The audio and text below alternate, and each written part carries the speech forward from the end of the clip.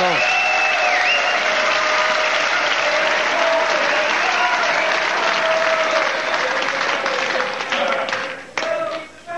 Terrific, yeah. Sure.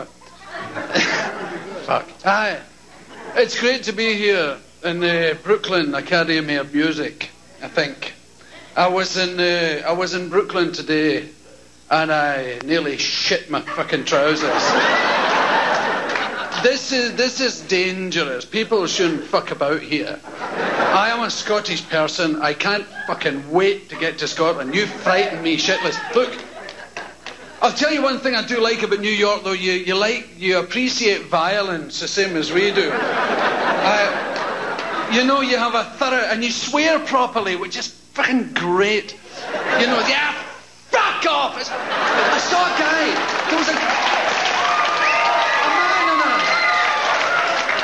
There was a man on a bicycle in Manhattan. He's a black guy on with thighs that could crack fucking walnuts. And he's on a fucking bike. He's arguing with a truck. You're not supposed to do that. He said, yeah, fuck off, fuck off. The man could have made pancakes like that. Fuck you. I was so impressed. Really, it's brilliant. It's just the best place. But you know, they could make it even better. You see, Los Angeles does this Hollywood Boulevard thing, which is a con, I think. You know, stars on the pavement. And every fourth one, you never heard of the fucking guy. Harry McPherson. New York should do it. They should do it different. Don't have stars on the street. Have big splat marks where people have jumped off the fucking buildings. And put their names in it. Or where guys have been shot. You know, when you get shot, they put sticky tape round your body. We'll have that shape on the street. Joe Bananas. Oh, fucking great. On hairdressers' floors like that. That's what you should do. Don't wait for those bastards to show you the way. I came here in Concord today, and I arrived before I fucking left.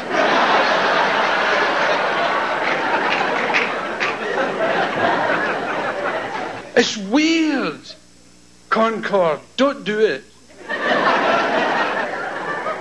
I don't like the whole concept anyway of flying in aeroplanes. There's something basically wrong with it.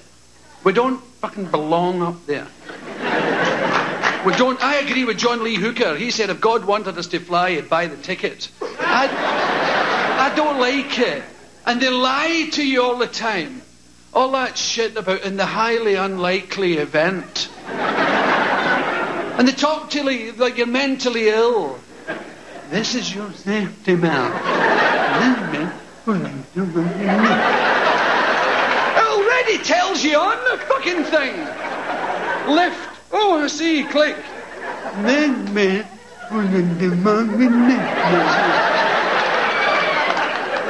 And fucking lost of that, the thing of that. Don't put the elastic under your chin, the fucking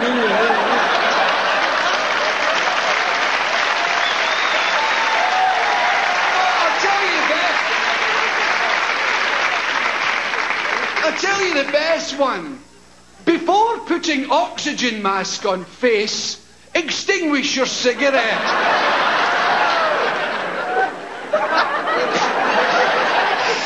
Fucking smoke rings coming out your ears. Of course you would. I don't like that fucking behaviour at all. Because they're lying to us. They're basically just fucking lying. All that stuff's a lie. A sudden loss of pressure, oxygen things will fall down as if by magic. And you can breathe, and it's all jolly, and you button your safety belt. You'll be very safe with your nice frickin' seatbelt on. Woohoo! Right.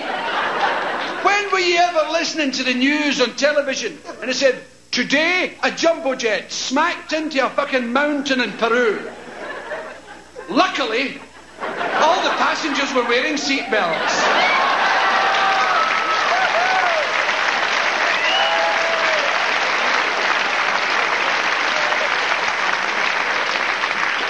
Sitting there with your fucking life jacket on.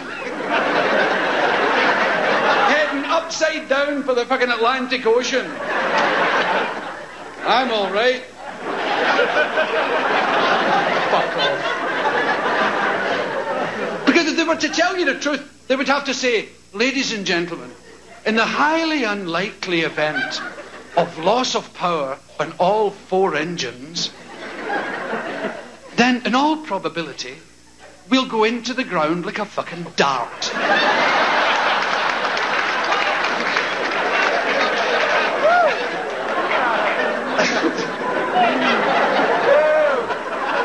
You won't be screaming. You'll be trying to get the seat in front of you out of your mouth.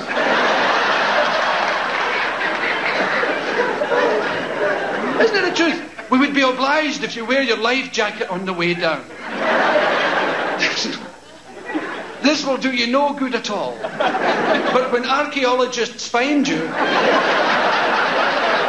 in 200 years, they'll think there was a river here.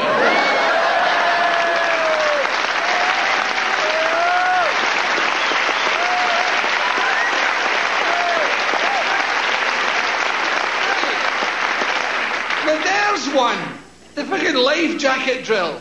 Now you put your life jacket on over your head, and then hold here. And it says on it, put your head through the fucking hole. Pass the tapes twice around your body and tie in a double bow at the side. Right, so the plane's upside down and on fire. It's full of fucking smoke and you're plunging towards the ocean. There's people going, how'd you do a double bow?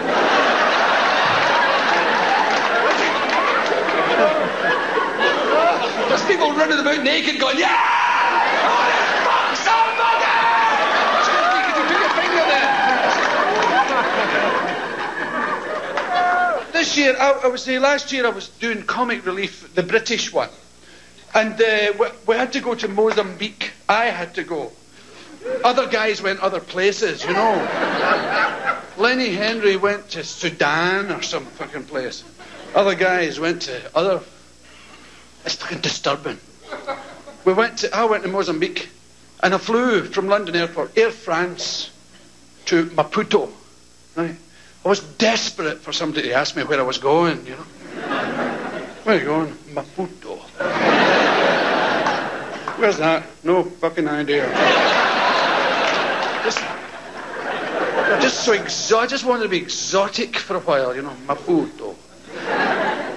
Air France, whoosh, down to Maputo. It was fine. Did the bit, all that awful stuff. Horrible film, you know. Horrible things happening to extremely nice people. It's just the same old fucking story. We could do it. No, I'm not. Right. Do my bit.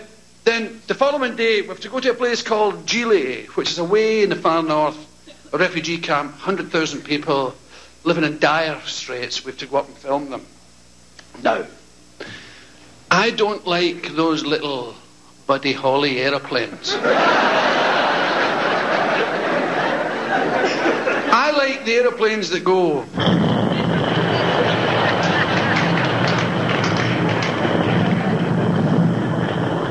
They've got toilets and cups of tea. Another biscuit, Mr. Connolly. That's flying. I don't like...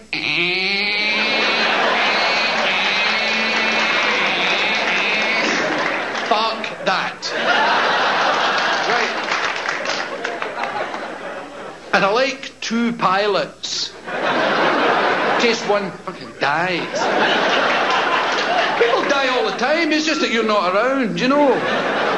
One of those funny, averagey things, you know, people are flopping all over the fucking place. You see funerals, you don't know the guy. Could be a fucking pilot. And he never tells you. Well, there's only one. He never says, look, I might die here. If I do, this makes it go left and right, up and down. And these foot ones make it go wah, wah, right. No, it would be a wee wee bit of use, because you may be able to stay up until it fucking ran out of petrol. Maybe you could bring it down a wee bit and, you know, be maimed instead of fucking dead. But they know that, the selfish bastards, they know. They prefer to die, and with their dying breath they go, Genie, fucking oh. Well, we're going to, I just kicked the microphone. We're going to the airport to go to Gili, to this terrible place. Lovely people, but a fucking awful place. We're in the back of a truck, feeling very exotic. You know, big crowds of people think you're a hero. You're a Wally. Down to the airport. And there's a big Hercules aeroplane, huge big bugger. And I went, oh, it's a Hercules. I've been in one of these before, you know. Round behind it, and there's this wee fucking red aeroplane. You could smell the glue drying on the wing. Right. They've obviously assembled it from a kit that morning.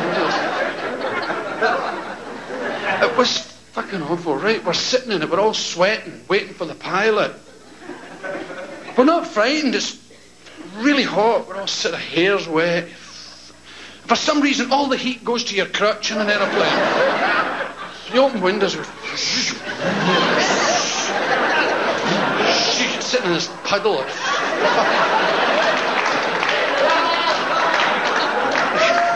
It's true, you get all stuck. Right. We're trying to be nice to one another. And this guy arrives, this fucking thing. And he's got a t-shirt, you know.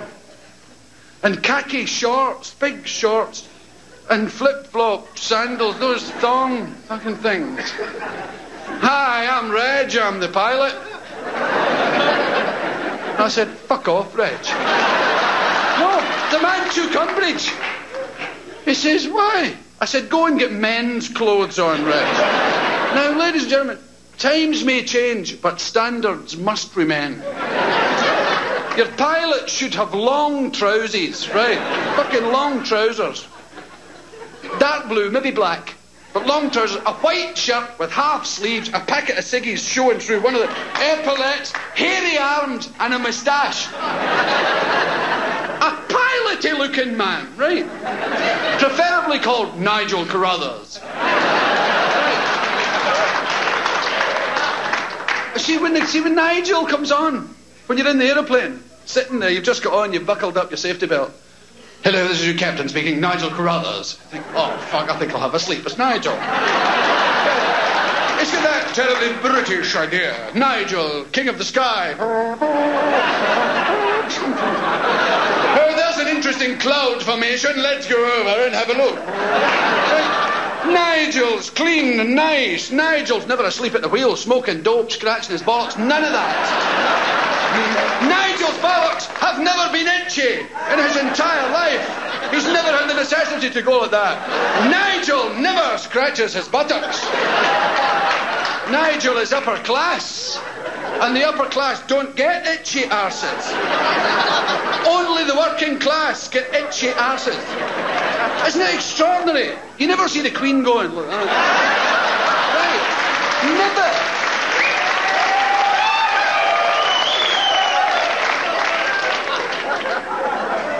Never, even if she was itchy, she wouldn't let you know. She'd go away, itchy ass. And it would, fuck off, it would be terrified. It's just one of those things, I hate it. Now, when I say itchy ass, I don't mean ass, I mean...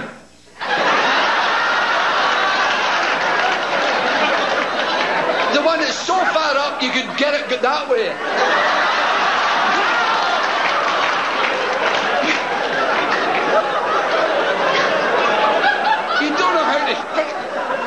Even when you've got the fingers, all you're doing is ramming your Levi's up your ass. You're trying to get it. So you won't do it. And it never happens at home. You never, ever have this at home. Your ass just ambles merrily forward at home, being sort of arsish. It never does it. But when you're in a busy street, a pedestrian precinct, everybody's like, very weird. You do anything anything but ram your hand there. You go, oh.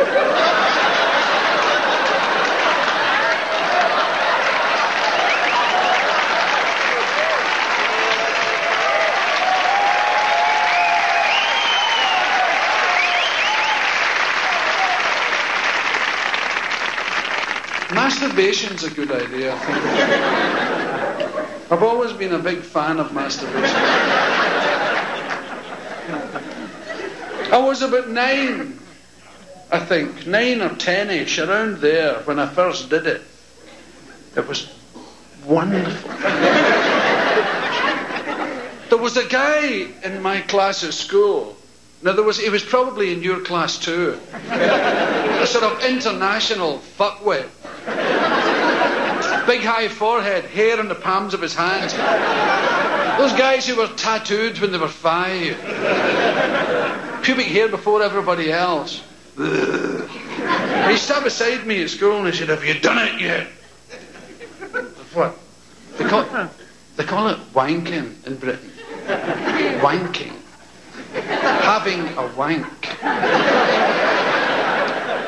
They call it jerking off here, don't they? It's very violent now.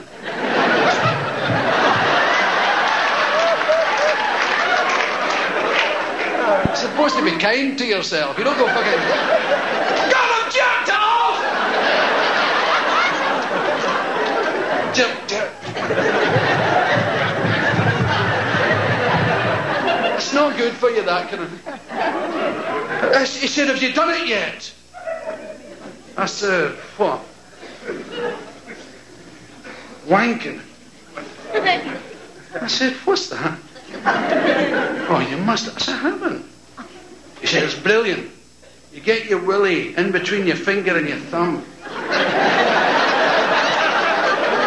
I was only 9, for fuck's sake. It's like this now. I mean, it's like...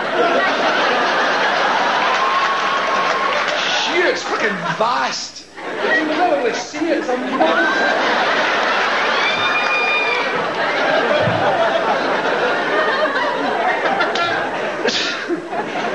He said, "And you jiggle it up and down like this." I said, "Why?" "Because it's brilliant." Now, what's brilliant about that? It's brilliant when you finish. When you stop eventually, it's fucking brilliant. So I said, "Okay." Because a thing happens, he says, at the very end. It goes, "Whoa, fuck it off." Just you turn completely Japanese.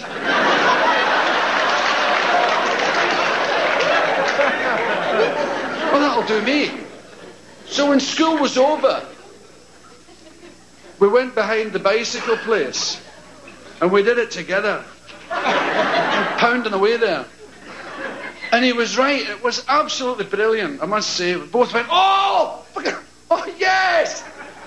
And when it was all over, he said, "Now look, you must remember, you only get 100 of these."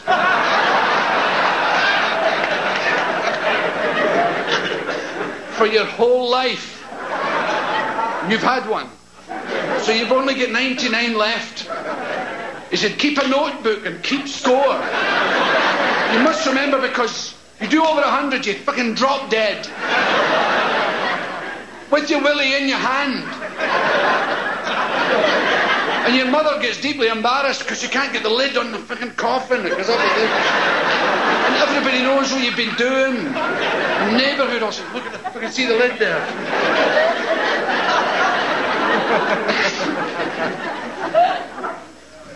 And they frightened the life out of me. And do you know, as a matter of fact, I don't think I've ever been so frightened as the 101st time.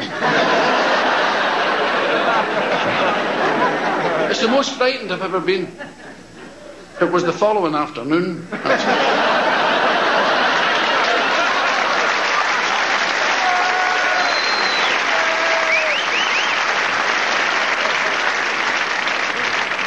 I really don't understand all that. But my body has given me desperate trouble all my life. I even tried Like, vomiting has given me terrible problems. Now, I vomit, it's awful.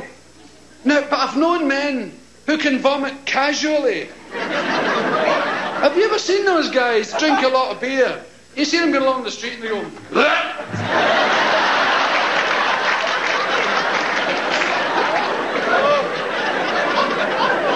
And the cyclist, Sean Kelly, in the Tour de France, they said, you looked in pain in the time trials. He said, I was okay after I vomited. What? No, I can't do that. When I'm going to vomit, I think I'm going to die. Anytime I drank, I ended up in the bathroom, kneeling on the floor, hanging on to the toilet like this. But it didn't just go, vomit! Like that, although your vomit doesn't go like, vomit. It would be good if it did. And if farts went, fart. You know, instead of going, fart. Why should it be such an awful smell? That's another design fault. Now, if we're supposed to fart, we should have a chimney or something, shouldn't we? Yes, I'm the same myself. We'll pretend. For God's sake, who did that? And you can see people walking out of cocktail parties. They know they're going to fart, so they're trying to walk with their arse closed.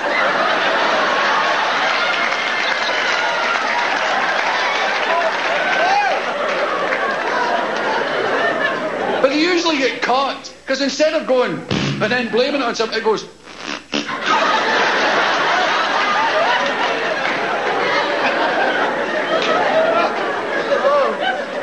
And even then, if it was just or anything like that, you'd be okay, but there's all sorts of varieties. The worst of all, the killer diller, is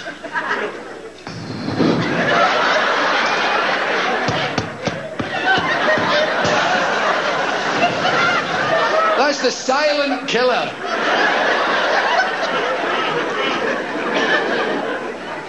I was on a plane going to Australia once, and we stopped at Singapore, and a man got on and sat beside me. I will never forget this as long as I live.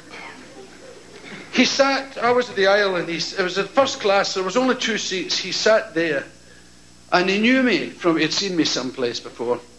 Are you Billy Connolly? Yes, I am. How are you doing? Yeah, fine. He said, I'm just in from Hong Kong.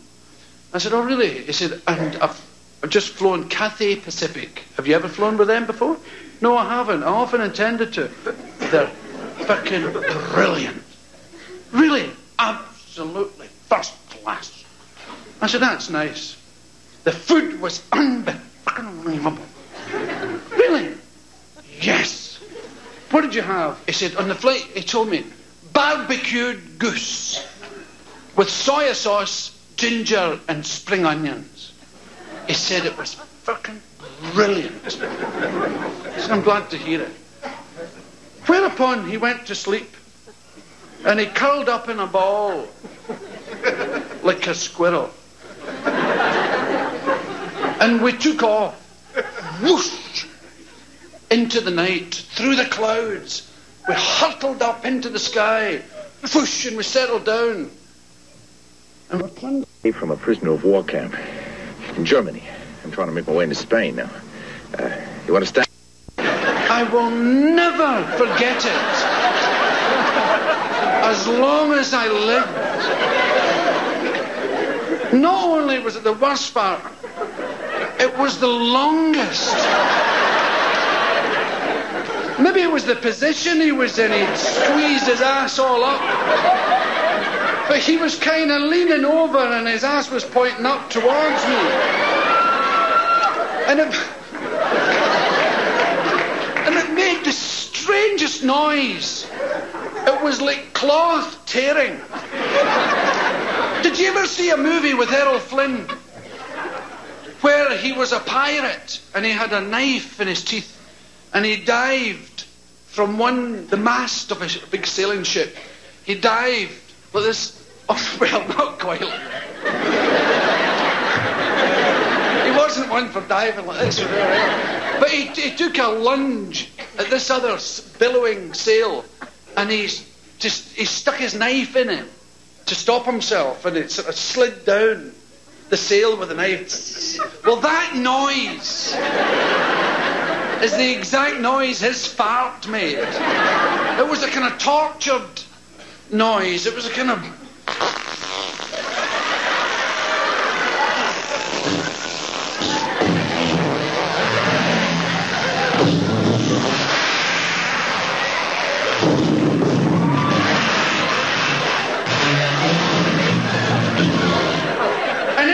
position. And it finished with a sort of flourish. With a sort of...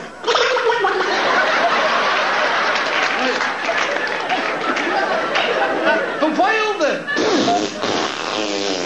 was going on, people were looking back. And of course they couldn't see him, he was all curled up. And my hair was blowing up with this. These fuckers thought I was farting out of my left ear. And then the smell came.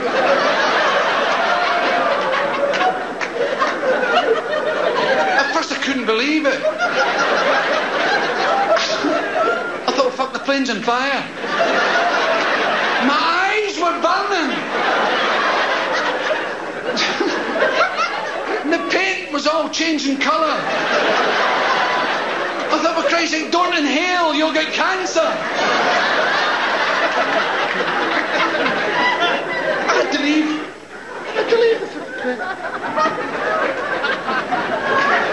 But you know, see that ozone fucking stuff? No, the bastard, they know something that we don't. There's people know things. No, laugh. That's right. Fucking laugh. Remember who fucking told you this? There's big holes in the sky. Everybody's going, oh, it's terrible, and it's all heating up, and it's a greenhouse effect, and the fucking, not to mention the fucking rainforest.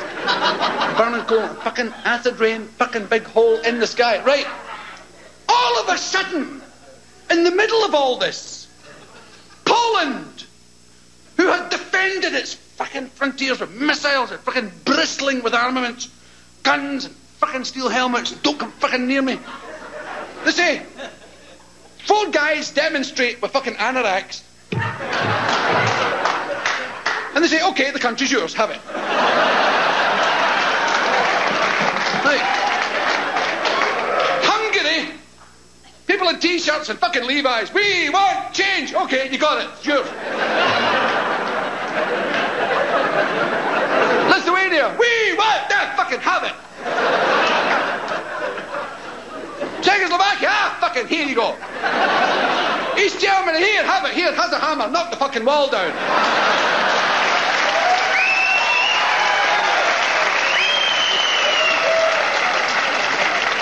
They know something, those fuckers. Don't let those 2 fucking Germanys get together, they bastards, or you will get used to this fucking noise.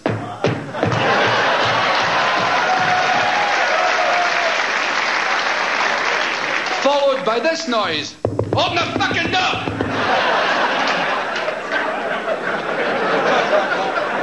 A bunch of bastards.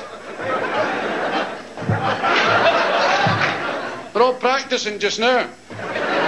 Kurt Waldheim suddenly remembers what he was doing in 1942. Oh, yeah.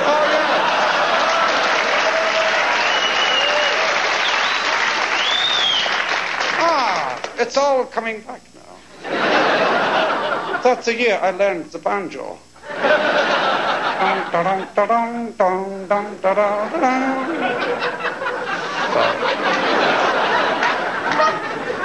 There's something fucking wrong over there. There's something in the garden fucking stinks. Somebody's vomited in the petunias. I don't like it. It's that thing I was telling you about vomiting. Vomiting should be easy. What? You should be cycling, go whoop. You should be jogging and go whoop. It should be that casual. How come, and I don't know how many of you are like this, when I drink, I have to go to the bathroom, hang on to the toilet, and all the sick goes, wah, and it's easy at first. Wah!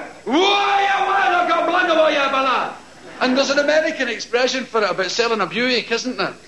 Will you buy my Buick? Is it?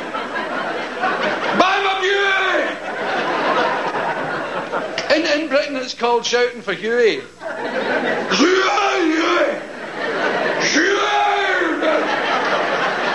And these words just come out. You don't want them to. It's this involuntary noise. And it comes out your nose. It's really...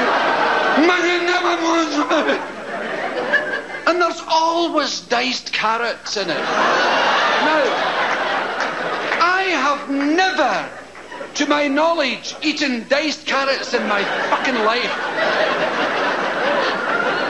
And I'm not very big on tomato skins either. I can't remember ever going to a restaurant and saying, I'll have a plate of diced carrot and tomato skin. Every time I sit down, the fuckers are. It's really odd, that, isn't it? And they come charging down your mouth, out your ears, out your eyes, out the ends of your hair. Your head explodes. And then this awful thing happens. All of the sick comes out and goes away. It's all out. But your body won't recognise that. It wants to be sick more. It's enjoying itself. So it goes...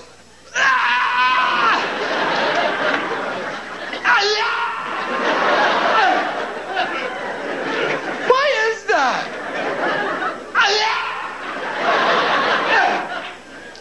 And your tongue tries to escape.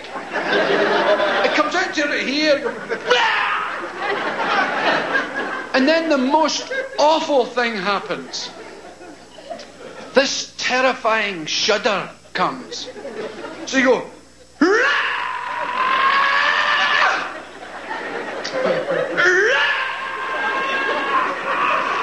Oh, fucking hell! Oh, I wish this was...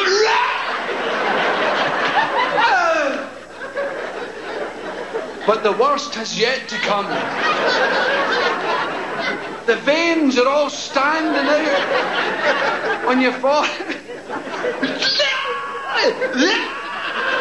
And the third time... Oh! The strain of it all. You whip your trousers down. All in one deft move. And as soon as you do, you vomit into your pants.